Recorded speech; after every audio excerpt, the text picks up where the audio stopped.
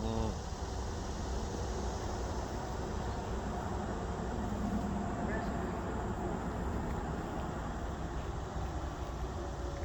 Must have not found the pelvis because I'm sure the pelvis is so long.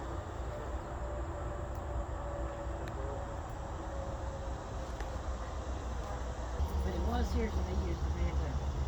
This would have been the American chestnut, arched rubber. Like I said, it got wiped out in the 50s. Then you'll see cow bones, sheepskin, stuff like that, but it was donated, so we just put it in the village. We didn't want to hurt nobody's feelings. Okay. If you please come this way and watch. You can have a seat if you'd like. This is the map the village is based on.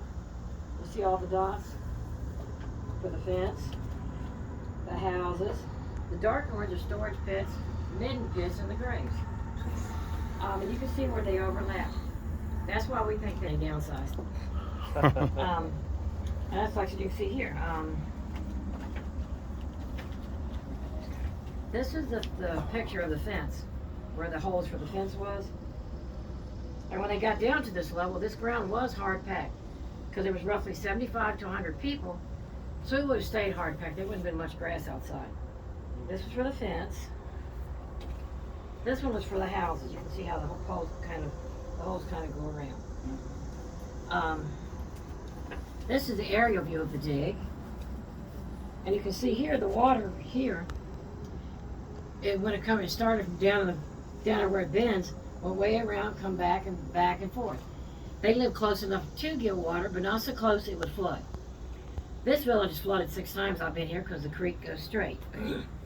When they got done, the highway's right here. And Wolf Creek now comes through the middle of this. So if there's anything left out there, it's been lost. Because for me, 30 days was not enough time, but they don't let me go exploring because I forget to come back and do tours. I get too busy. What I'm into, I forget to come home. This is Mr. McCord showing him starting his first dig. The American chestnut tree. Okay, that's not right there. There it is. That goes on top.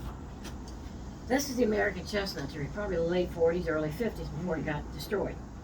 You can see how big it is. Some of them got as big around as this room. And natives would not have destroyed this because they relied on the bark for their robes, possibly the outside their houses, baskets, and the nuts for food. So they wouldn't have destroyed it. They're trying to revive it today with crossbreeds of hybrids, and this is as far as they've gotten so far. Are they crossing that with the Chinese chestnut? They're using a Chinese chestnut and a couple others to see which one will bring it back and make it big. Which would be nice because I would love to have some saplings when they get to where it grows big. Have some for out here instead of saying this is the American chestnut. I can say this is the American chestnut. We think this was the council hut because it was close to the guardhouse and it's the biggest one, plus it's the only one on the map that actually showed 2 doors. We have more because the government says you have to. And you can probably figure out how I feel about the government. A lot of their things. But I do have one on the other side that was the exact size door that they would have had. Plus in the original site, all they found in the fire pit was wood and wood ashes. Some of the pieces of the wood carbon dated back to the 1200s. So that's a pretty old tree. And having no food or nothing in here, that's why we think this was the council. They would come in here and meet for anything related to the village, because you 2 are the youngest, and I know your brother and sister, so please don't take this the wrong way, okay? They're twins. Twins? Cool. So don't take this the wrong way because you'd never in a million years do it. I would look at you guys, if you say you're 12, I would say you 2 will be married at the end of harvest. I know you wouldn't, it's just you and her here together and you're younger. Yeah. And I would say you want to go exploring, you and your brother and a couple other guys want to go, and I would say at the end of harvest, you get to go exploring. But be back, get food for your family as much as you can so all of us wouldn't starve. We wouldn't let your family starve. But the more you got in, the easier it was on the rest of the village. We would settle arguments. They had this talking stick that would be passed around, and I'll let you guys hold it so you can check it out. And when you were holding the stick, you were the only one allowed to talk. It's after I presented everything. Everybody had the chance to speak their opinion on everything. Then it would come back to the leader, the chief. We don't know who was here. So I go with the Cherokee people. We're born from Mother Earth. We give birth, so we women, we're the leaders. But you guys were important because we had to have fathers, uncles, because the Cherokee people, you didn't teach your children, your sons, how to hunt or anything. Your brother or your brother-in-law did. You taught their children. And I think that's because when it's your kids, you have a tendency to be a little more lenient with them, a little bit softer. The brother or the uncle or the brother-in-law could be a little bit hard scenario because they'd been attacked, they'd been ashes in the original site, and there was none. Let's say you were arguing with him. You two were arguing. You couldn't find your quivers, and the village said you think he took it, but the village says no, you left it hanging down the trees. They're highly respected because you live longer and knew more. You're buried in a fetal position because they use a storage pit or a mitten pit. No disrespect. That's what they had, and they didn't want to have to dig extra graves. These two guys are buried face down. We don't know if they were placed that way because that's the way they got them to fit, or if they've done some. Maybe they did some stealing, and stealing among natives is that's one of the very top sins. You don't steal. And then I get laughed at because I'll go to my dad's house or something and I say, I'm stealing a Coke or I'm stealing a bottle of water. You're not stealing it. I said, I'm an honest thief. I'm telling you I'm stealing.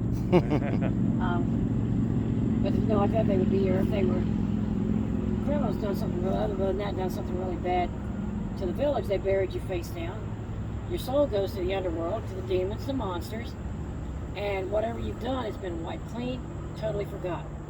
They come down and moved yesterday. We need them. They said she was about 20. They found in her grave 1,330 marginella shells, kind of like what we have having here, as well as some turkey wing beads made from turkey wing bones because they're hollow, clay beads, and a lot of other conchas and other kinds of seashells.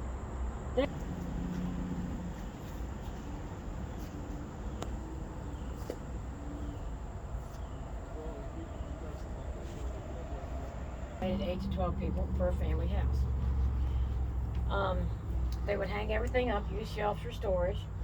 They use gourds for water because clay pots are heavy. We don't know if their beds were like this, on the floor, or mounted on the wall.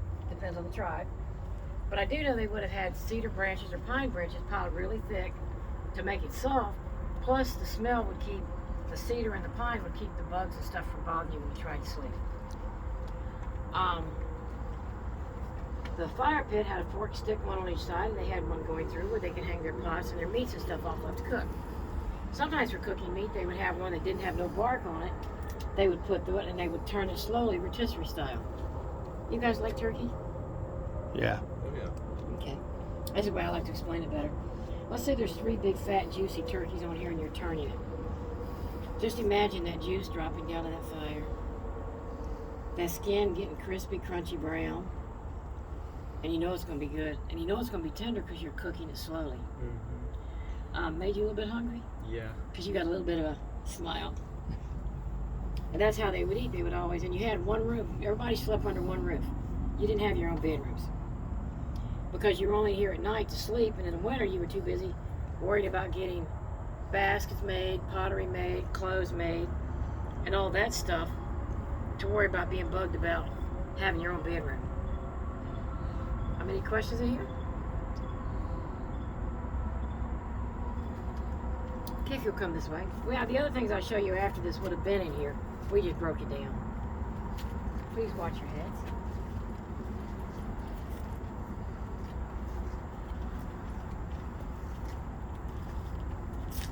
That's 2 posts right over there, straight over there. Yeah. That represents the north end. I said, oh, well, I just like to look at babies. Mama rabbits just want to have babies. Or she had babies, she had to produce milk, so I said, this is the Union rabbits. That's what I planted. I throw that down there sometimes to see before I leave, make sure I water it. The other bunch more other guides will take care of it. But I won't be here again until Wednesday. Please watch your heads.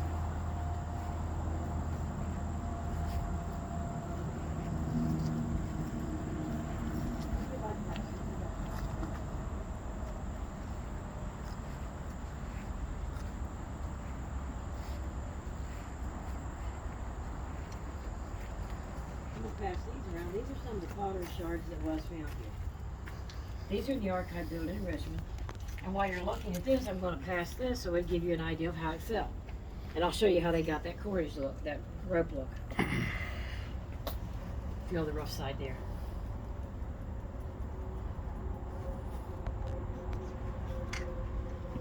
To get that pattern, they would wrap their cordage around a stick, press it into the wet clay.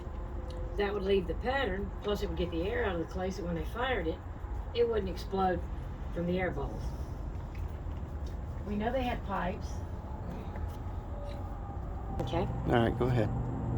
Just crush them up and grind them into a powder.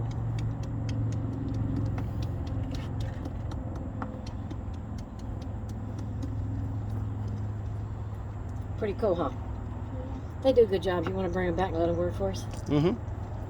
Okay, you want to try some? Okay, you can pass him the stone.